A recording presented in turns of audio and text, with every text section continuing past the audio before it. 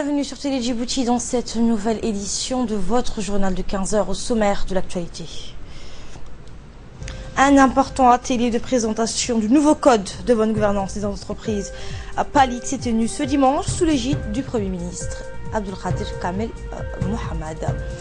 Et au Yémen, accrochage à Aden et combat autour de Taez à Chigi. Élément de réponse dans ce journal. Mais d'abord, le chef de l'État donne l'exemple. Le président de la République, Ismaël Omar Guelleh, a donné l'exemple ce matin en allant retirer sa carte d'électeur à la préfecture. Le président sortant et candidat à sa propre succession veut ainsi inciter tous les Djiboutiens en âge de voter de faire de même et de remplir à la fois leurs devoirs et leurs droits civiques. Toutes les cartes se trouvent dans les bureaux des chefs d'arrondissement. N'attendez pas les derniers jours où des bousculades peuvent se produire. Ces cartes sont également disponibles dans tous les bureaux administratifs des régions. Je vous le disais en titre, un important atelier de présentation du nouveau code de bonne gouvernance des entreprises Palik s'est tenu ce dimanche sous l'égide du Premier ministre Abdelkader Kamel Mohamed. Organisé par le ministère de l'économie et des finances, chargé de l'industrie, en partenariat avec la Banque mondiale et le secrétariat. Cet atelier a réuni de nombreux acteurs impliqués dans la gestion des entreprises publiques, tels que les directeurs généraux des présidents et les présidents des conseils d'administration, ou encore les représentants des organes de contrôle. Dans une allocution prononcée à cette occasion, la représentante de la Banque mondiale, Zara Fatouhi, a rappelé que dans une économie donc basée sur les services tels que celle de Djibouti, les grandes entreprises publiques jouent un rôle prépondérant dans la création de la richesse du pays et la réduction de la pauvreté.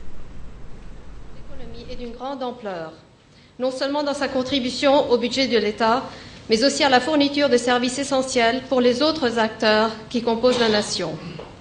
Il importe donc de travailler collégialement afin de les renforcer pour que celles-ci deviennent plus pérennes et jouent pleinement ce rôle central qui leur est investi par le gouvernement de Djibouti.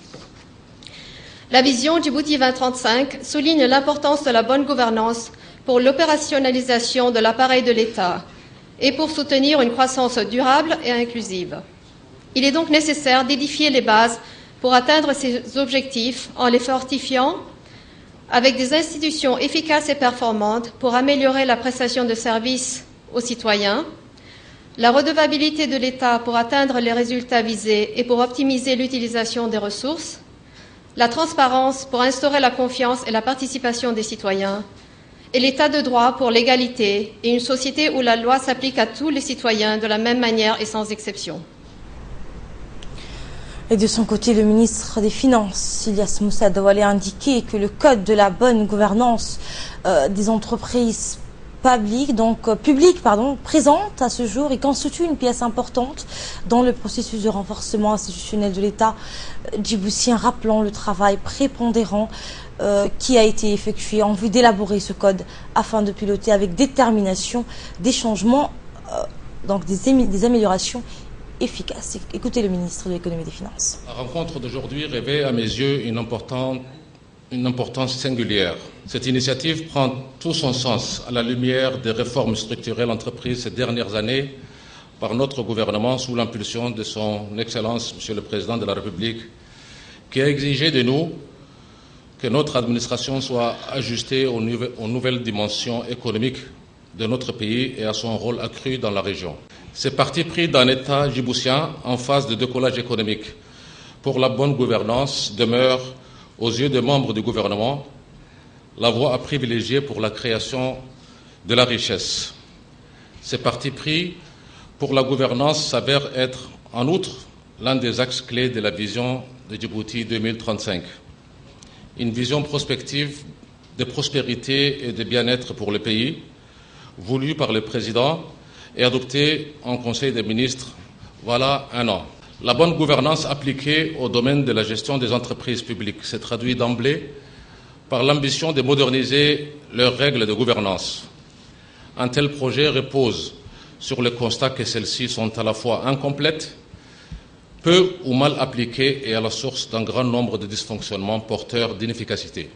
Il nous faut bien admettre que les pratiques du gouvernement d'entreprise en vigueur dans notre secteur public demeurent en décalage des standards internationaux. En effet, ceci représente une fraction importante du PIB, soit environ 66% de notre PIB, et naturellement de l'emploi, et doivent par conséquent contribuer davantage à une meilleure gestion de la chose publique ainsi qu'à la compétitivité globale de notre pays. En effet, et eu égard à la dynamique de globalisation de notre économie, il est devenu indispensable de mieux appréhender la compétitivité de notre économie afin de tirer profit et au maximum de nos avantages comparatifs. Et par la suite, le Premier ministre Abdelkader Kamel Mohamed a pour sa part mis l'accent sur la nécessité d'améliorer l'opérationnel et l'efficacité de l'appareil de l'État. Le Premier ministre. Je suis très heureux de me retrouver parmi vous pour cette importante réunion destinée à faire un pas important vers une meilleure gouvernance de notre secteur public et parapublic. Le ministre de l'économie et des finances a pris à bras le corps ce dossier pour vous présenter avec l'appui de la Banque mondiale un texte destiné à rendre le fonctionnement des entreprises publiques plus efficace. Et je l'en félicite. Mais mesdames et messieurs, ce texte n'est pas un projet sur lequel le gouvernement souhaite votre accord, tacite ou non, pour le présenter en l'état au chef du gouvernement. Car dans ce cas, le gouvernement aurait fait l'économie de cette réunion. Certes, je sais parfaitement que des réunions de préparation ont eu lieu parce qu'il fallait préparer le texte. Le ministre en a retracé l'historique. Il est en effet plus aisé et efficace de discuter sur un projet de texte déjà établi afin de l'améliorer et de réunir, débattre et assembler des avis préalablement sans fin. Non, nous sommes là, mesdames et messieurs, parce que le chef de l'État a décidé de mettre en œuvre sa volonté de dialogue et de consensus dans les grandes réformes administratives. Il veut que le renforcement de la démocratie puisse tirer profit de la petite dimension de notre pays. Il veut une démocratie participative la plus large possible. Il le demande parce que l'adhésion de tous les acteurs est la condition de la réussite de toute réforme importante. Ainsi, mesdames et messieurs, ce texte est uniquement l'occasion de discuter et recueillir vos avis de façon concrète. Le président l'exige aussi parce qu'il sait qu'il faut tenir compte des particularités de chaque pays pour appliquer des réformes. Les hauts responsables de la Banque mondiale qui assistent le gouvernement dans ce domaine et à qui j'adresse mes remerciements le savent aussi. Sinon, à l'extrême, et pour caricaturer, il suffirait de quelques technocrates dans des bureaux pour gouverner le monde. Nous avons tous constaté qu'un modèle qui a parfaitement réussi dans une région peut être un échec retentissant dans une autre région. Cette réunion en est une occasion. Mais vous savez que mon devoir est d'être à votre écoute parce que ce sont les instructions du président de la République et je serai toujours donc disponible. Le ministre de l'Éducation et de la formation professionnelle, le Dr Jamal Merouki, a lancé ce matin une formation d'agents de sécurité. Cette initiative s'inscrit dans le cadre des programmes de formation de courte durée mis en place par le MENFOP au profit d'une centaine de jeunes chômeurs déscolarisés. En préparant à cette cérémonie de lancement de ce stage de formation, le ministre de l'Intérieur, Hassan Omar Mohamed, le directeur général de la police nationale, le directeur général de la protection civile et des responsables des sociétés de gardiennage de la place qui ont apporté leur appui dans la mise en place de cette formation, ainsi que des hauts responsables du MENFOP. Rappelons qu'il s'agit de la deuxième formation de ce genre et qui s'inscrit dans le cadre des mesures phares du gouvernement dans sa politique de lutte contre le chômage. Celle-ci consiste à mettre en œuvre des formations de courte durée afin de permettre aux jeunes déscolarisés et chômeurs d'acquérir des compétences facilitant leur insertion socio-professionnelle. Ainsi, au cours de cette formation de 3 mois, ces jeunes auront la possibilité de suivre une formation spécialisée dans le domaine de la sécurité et vont acquérir les compétences adéquates en technique de base dans la pêche professionnelle.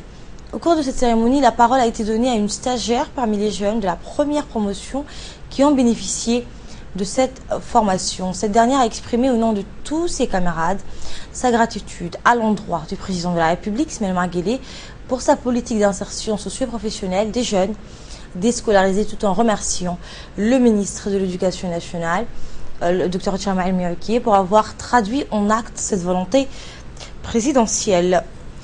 Et enfin, le Premier ministre a lui aussi mis l'accent, écoutez, cette fois le ministre de l'Éducation nationale et de la formation professionnelle, ainsi que son collègue de l'Intérieur. Je suis ravi de participer à nouveau à une cérémonie de lancement d'une formation professionnelle des jeunes.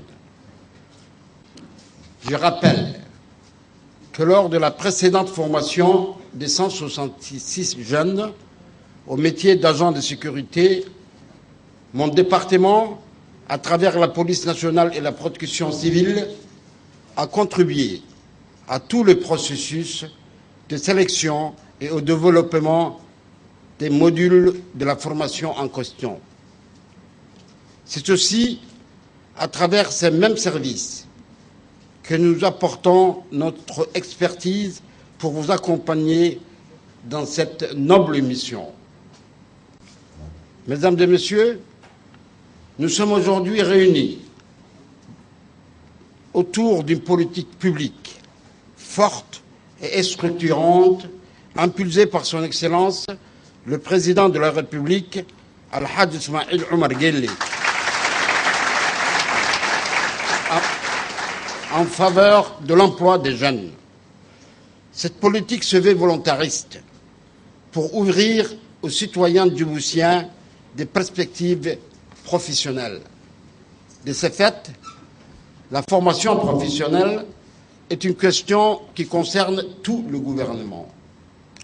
C'est pourquoi nous tenons d'agir ensemble.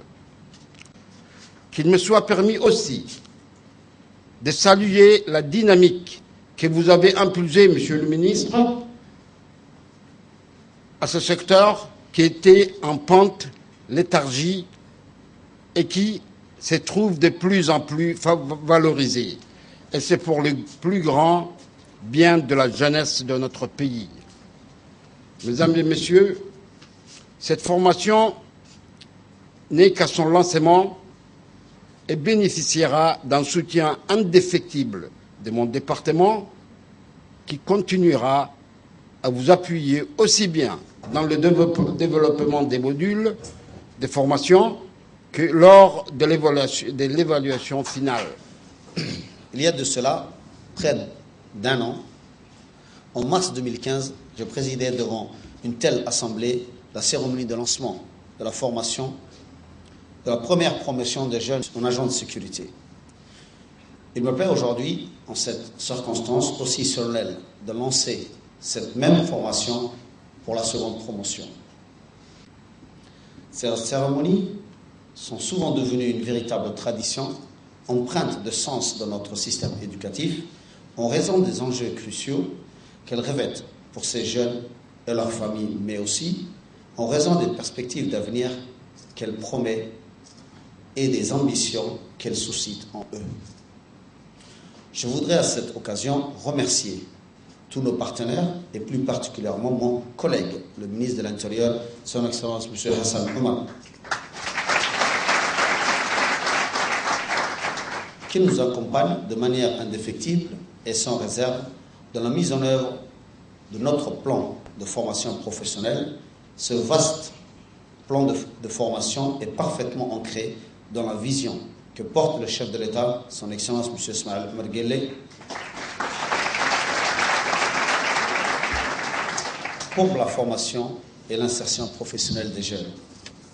Mesdames et messieurs, conformément à la feuille de route définie par le chef de l'État, son Excellence M. Ismaël Omar Guelleh, en matière de formation des jeunes, nous lançons une formation au métier d'agent de sécurité pour plus d'une centaine de jeunes filles et garçons.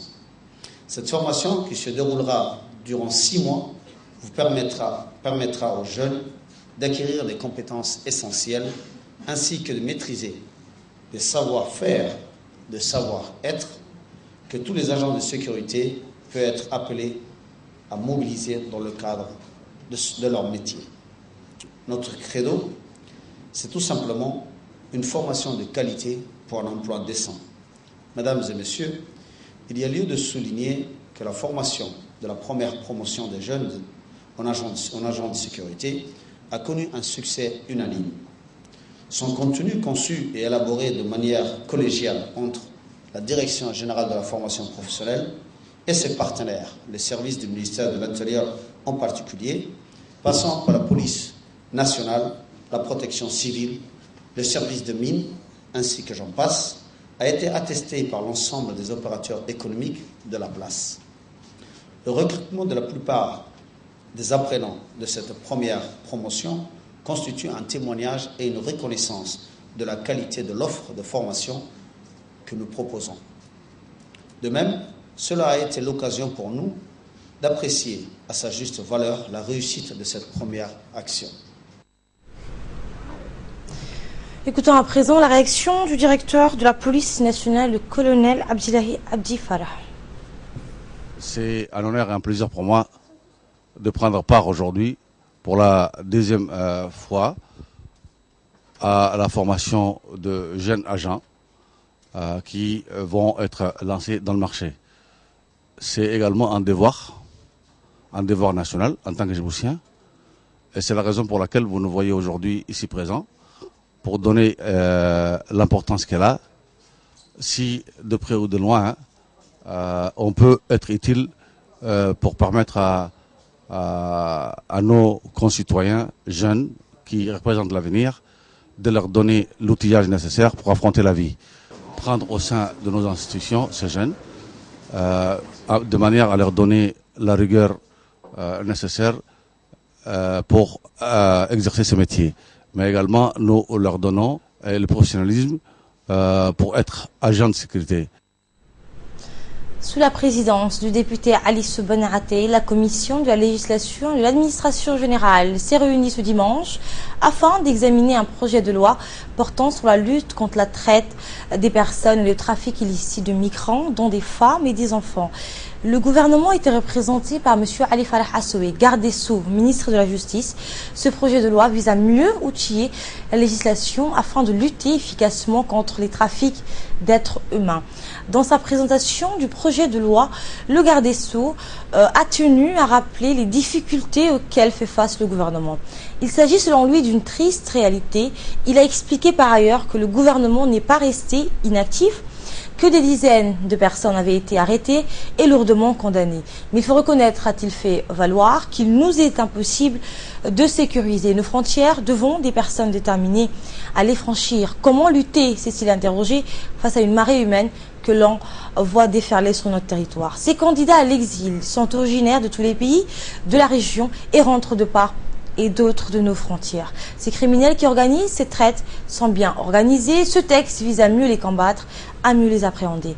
Pour autant, il faut être réaliste. Il ne sera pas possible d'endiguer l'arrivée des victimes de la traite en provenance des pays pauvres tant qu'on n'aura pas réglé la question de la demande dans les pays les plus riches. Il appartient donc aussi aux pays de destination d'intensifier leurs efforts dans ce domaine, a indiqué le ministre.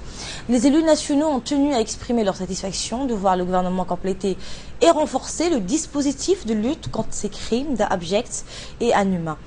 Au terme de la réunion, les députés ont décidé de donner un avis favorable à l'adoption de ce projet de loi à la prochaine séance publique de l'Assemblée nationale. Toujours à l'Assemblée nationale et sous la présidence du député Sharma Moussa Aré, la commission des finances s'est aussi réunie ce dimanche afin d'examiner un projet de loi portant approbation des comptes financiers de la Caisse nationale de sécurité sociale pour l'exercice 2013.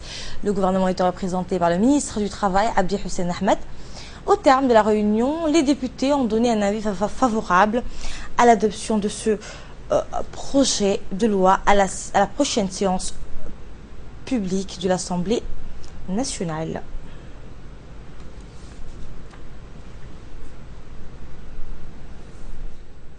Une opération de sensibilisation relative au retrait des cartes électorales a été entreprise hier par les habitants de quartier 7, du côté du boulevard Guélabatal. Ces habitants ont mené des opérations de porte-à-porte afin d'inciter les concitoyens majeurs à aller récupérer les cartes de votants. Ces habitants se sont appuyés sur les jeunes de l'association Ajax basée au quartier 7. Les membres de cette association se sont déplacés par petits groupes dans les ruelles de ce grand quartier en frappant à chaque porte et en exhortant leurs concitoyens d'aller retirer dans les plus brefs délais leurs cartes électorales en vue d'accomplir leurs droits civiques. Élection présidentielle étant prévue pour le 8 avril prochain. Écoutons d'ailleurs les propos de Madame Nima, vice-présidente de l'association Ajax. Et un tiers, ils sont prêts à voter et donner leur droit au vote. C'est leur droit de voter, ils ont le droit de voter et de choisir leur candidat. Et ils sont prêts à partir au bon moment, Inch'Allah. Est-ce que beaucoup de gens du quartier 7 ont pris la carte? Bien sûr, presque 2 tiers ont pris dans notre secteur, hein, pas du tout le quartier 7, mais dans la zone Chabako, il y a presque 2 tiers qui ont pris des jeunes, surtout les jeunes. Et les femmes, ils avaient déjà. Et les nouveaux inscrits, ils partent pour s'inscrire. Inch'Allah, on espère qu'ils auront à temps parce qu'ils sont nouveaux. Autre action civique, l'association Solide Action donc, a organisé aujourd'hui une journée de porte-à-porte pour pousser nos concitoyens en âge de voter à retirer leur carte d'électeur. Cette association a sensibilisé les habitants de cette commune de Razdika sur leurs devoirs civiques. Il est nécessaire de récupérer à temps la carte électeur pour pouvoir voter. Cette opération de sensibilisation devra se poursuivre au Héran, puis au plateau, avant de toucher les demeures proches de la zone de chemin de fer. Le président de l'association Solide Action, Khadir Elmi Afrassé, accompagné par les jeunes de cette commune de Razdika, ont participé massivement à cette journée de porte-à-porte. Les habitants ont accueilli favorablement cette action. Également dans l'actualité, la première phase d'une nouvelle campagne de vaccination a démarré hier dans la région de Dikil. Elle a été lancée par le médecin-chef du centre médical, le docteur Mustafa, en présence du préfet de la région, Mohamed Hassan Cheikho, du président du conseil régional, des commandants des forces armées de la police positionnés à Dikil, ainsi que des OCAL de la région. Cette campagne de vaccination se déroulera 5 jours durant et va toucher Dikilville et l'ensemble des villages et localités de la région de Dikil. Les personnels de tous les postes de santé de la région s'y sont mobilisés. L'objectif visé à travers cette campagne est de vacciner à 100% d'enfants de 0 à 5 ans contre la polio, détecter les cas de paralysie, le flash aigu. Des actions de sensibilisation y seront menées également où les équipes de vaccinateurs et d'enregistreurs feront du porte-à-porte. La priorité du ministère de la Santé est de parvenir à éradiquer la poliomyélite.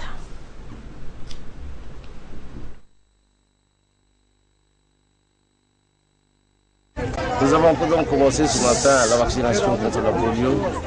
Cette campagne de vaccination qui débute aujourd'hui va durer durant les semaines à venir et touchera l'ensemble des localités de la région.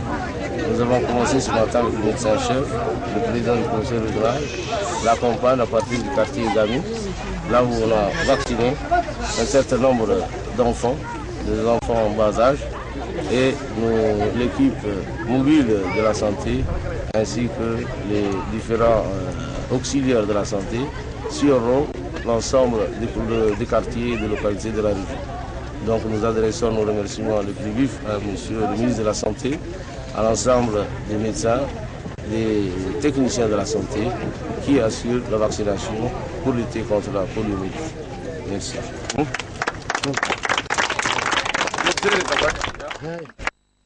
De là, passons à l'actualité régionale et à travers le monde. Au Yémen, accrochage à Aden et combat autour de Taïz assiégé. Des accrochages armés opposaient donc hier les forces de l'ordre yéménite à des djihadistes d'Al-Qaïda à Aden, deuxième ville du pays, tandis que les groupes pro-gouvernementaux tentaient de briser le siège de la ville de Taïz par les rebelles chiites. Laden Assoui. À Aden, grande ville portuaire où s'est installé le gouvernement yéménite du président Abdurrabbo Mansour Hadi en attendant de pouvoir reconquérir la capitale Sanaa. Des accrochages ont éclaté hier autour du quartier résidentiel Al-Mansoura, devenu un fièvre des miliciens djihadistes soupçonnés d'être manipulés par l'ancien président Ali Abdallah Salah. Ces derniers ne se sont jamais manifestés lors de l'occupation d'Aden par le rebelle Houthi. Ils sont à l'origine d'assassinats ciblés visant des officiers supérieurs de l'armée, des services de renseignement ou des hauts responsables de l'administration. Les forces de sécurité yéménites ont installé de nouveaux barrages de contrôle autour de ces quartiers pour tenter de réduire l'insécurité dans la ville. Des dizaines d'hommes armés et cagoulés arborant la bannière Al-Qaïda se sont déployés dans la rue pour repousser les policiers, ont indiqué des témoins. Au nord d'Aden, les forces pro-gouvernementales ont de leur côté poursuivi leur offensive pour tenter de briser totalement le siège de la grande ville de Taïz. Au lendemain de la reprise par les forces loyalistes des banlieues ouest et sud de Taïz, les combats se sont concentrés hier au nord et à l'est de la ville. La reconquête de terrain et l'ouverture de la route Aden-Taïz a permis d'acheminer des vivres et des médicaments aux quelques 200 000 habitants de Taïz victimes d'un siège imposé par les Houthis et les forces armées fidèles à l'ancien président Saleh, siège qui a duré près de 10 mois. Les forces pro-Hadi ont réussi à reprendre d'importantes positions dans la banlieue nord. Mais dans la banlieue est, la mission semble plus difficile, ce secteur étant tenu par des forces de la garde républicaine, l'unité d'élite fidèle à l'ex-président Ali Abdallah Saleh, un allié des rebelles Houthis. Taïz est situé dans la capitale Sanaa, contrôlée depuis septembre 2014 par les Houthis, et Aden, déclarée capitale provisoire après sa reprise par les autorités reconnues par la communauté internationale. En Allemagne, la crise migratoire que connaît l'Europe avec l'arrivée de milliers de réfugiés syriens a été placée au cœur de la campagne électorale pour la conquête de 3 Länder. On fait le point tout de suite avec Hussein Aouled. Angela Merkel paiera-t-elle le prix de sa politique favorable à l'accueil de réfugiés syriens et des migrants d'autres nationalités? 3 scrutins locaux majeurs se sont ouverts en Allemagne pour diriger 3 grandes provinces ou Länder du système fédéral allemand. La CDU, le parti d'Angela Merkel, est donné en difficulté dans le Bade-Württemberg, l'un des 3 Länder appelés à voter ce dimanche, ce qui a contraint la chancelière à se déplacer sur place pour tenir un dernier meeting. Et sur le thème clé des réfugiés, elle a défendu sa politique qu'elle veut équilibrer entre humanisme et fermeté. Si quelqu'un fuit vraiment la guerre, la terreur, l'adversité, nous devons lui garantir notre protection, a déclaré la chancelière. Et il est tout aussi important de parvenir à renvoyer ceux qui ne fuient pas la guerre et l'adversité, mais qui viennent pour des raisons économiques. Nous leur disons, vous ne pouvez pas rester dans notre pays. Alors que les sondages prédisent une poussée de la droite populiste de l'AfD. Une manifestation de l'extrême droite a mobilisé plus de 2000 personnes à Berlin. Les participants se sont pris une nouvelle fois à la politique migratoire d'Angela Merkel. Depuis l'automne, l'Allemagne a accueilli plus d'1 million de migrants. Merci d'avoir suivi ce journal. Restez sur Télé Djibouti tout de suite, c'est la Minute Focus avec Idriss Hadouta.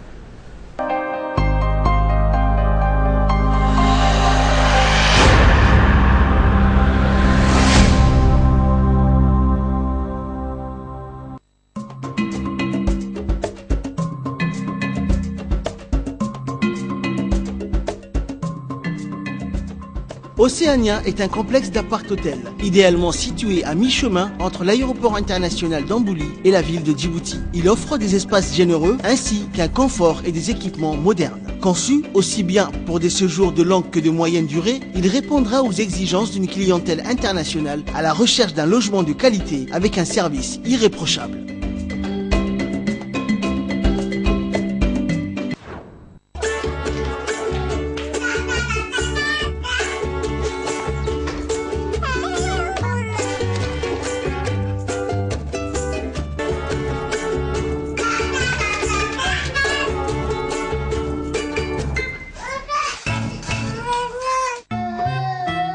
Pour une croissance saine de vos enfants, choisissez le lait Modilac, enrichi aux vitamines et en fer.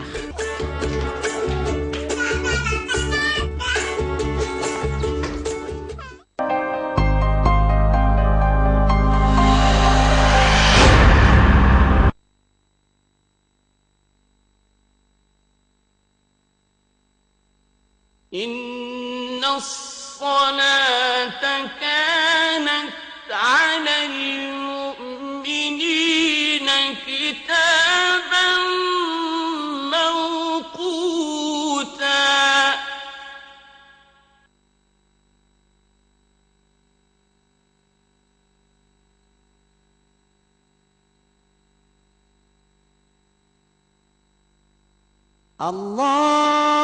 الله أكبر الله أكبر الله أكبر الله أكبر أشهد أن لا إله إلا الله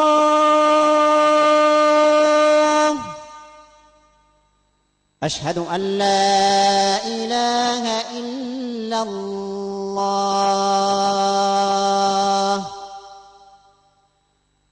أشهد أن محمدا رسول الله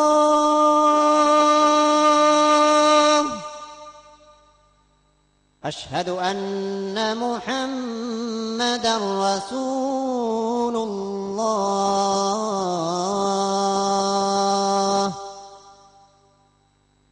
حي على الصلاة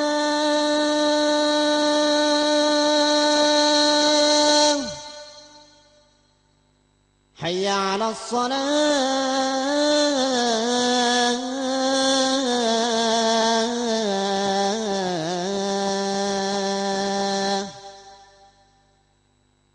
حي على الفلاح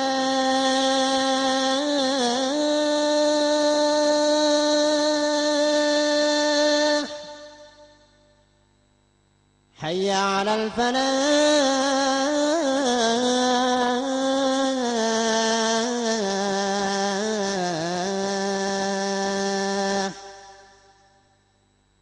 الله أكبر الله أكبر لا إله إلا الله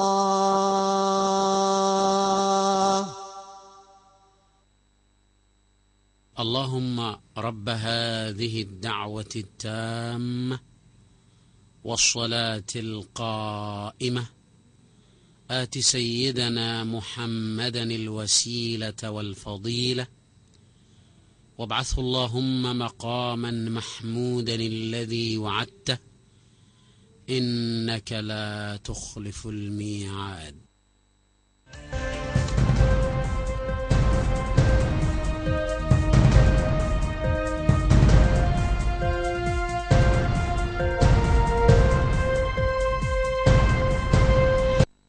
Maintenant, au focus, merci. Si vous nous rejoignez, chers téléspectateurs et téléspectatrices, à Gaza, Idriss Abdou ma région, bonjour Idriss.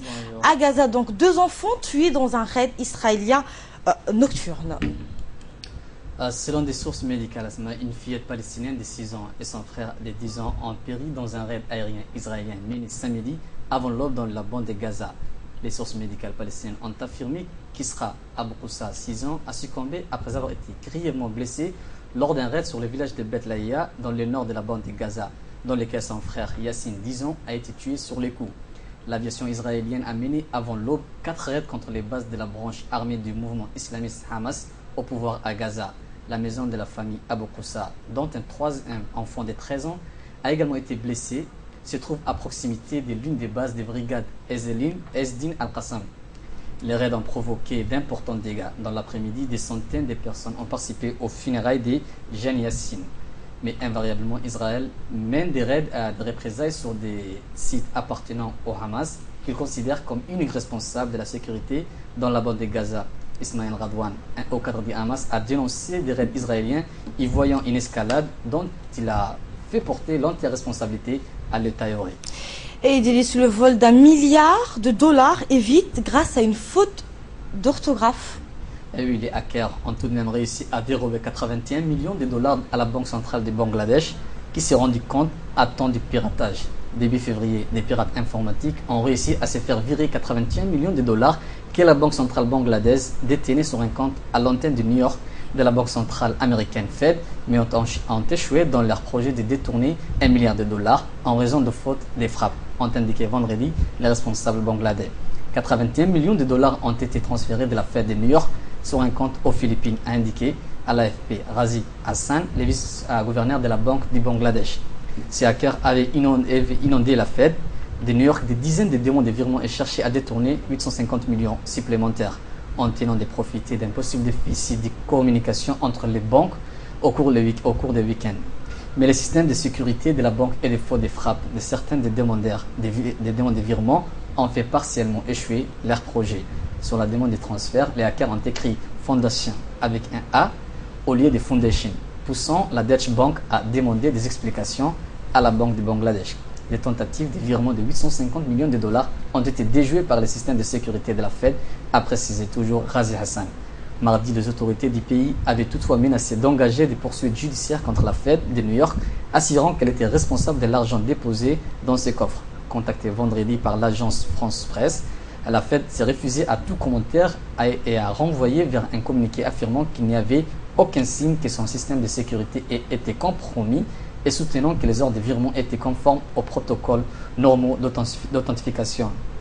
La Banque centrale bangladaise a indiqué qu'elle soupçonnait des Chinois d'être derrière cette escroquerie sur laquelle les experts de la cybercriminalité ont ouvert une enquête. Merci Idriss pour cette analyse. Merci à vous de nous avoir suivis. Nous sommes le dimanche 13 mars, l'occasion pour moi de souhaiter un bon mariage à mon grand frère et à dire à tous les grands frères partout où vous êtes, bravo pour votre rôle. Félicitations.